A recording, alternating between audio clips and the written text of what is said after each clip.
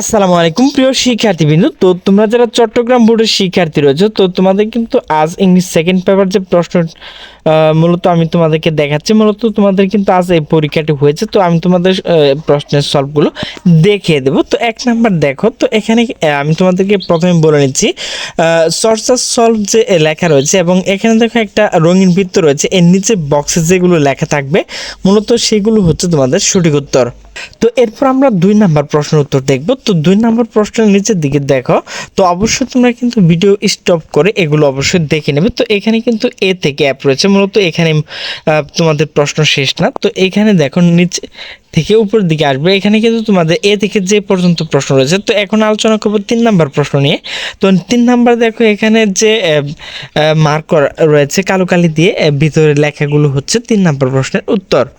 এরপর দেখো আমরা 4 নাম্বার প্রশ্ন দেখব। তো 4 নাম্বার যে অ্যান্সার সলভ, তো নিচে কিন্তু রয়েছে, তো এখানে কিন্তু এ থেকে এন পর্যন্ত রয়েছে। তো এগুলো তোমরা ভিডিওটি স্টপ করে ভালোভাবে দেখে নেবে। তো এরপর আমরা আলোচনা করব 5 নাম্বার প্রশ্ন নিয়ে।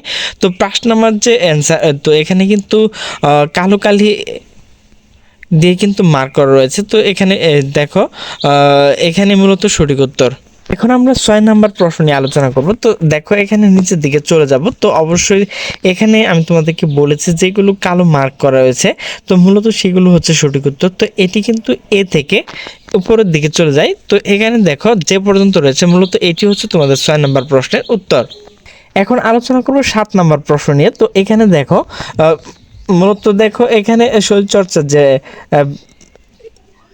এখানে কিন্তু এ থেকে এন পর্যন্ত রয়েছে। তো এরপর আমরা চলে যাব 8 নাম্বার যে প্রশ্নটি রয়েছে, তো সেটি এর উত্তর মূলত দেখো এখানে কিন্তু এ থেকে যে পর্যন্ত রয়েছে।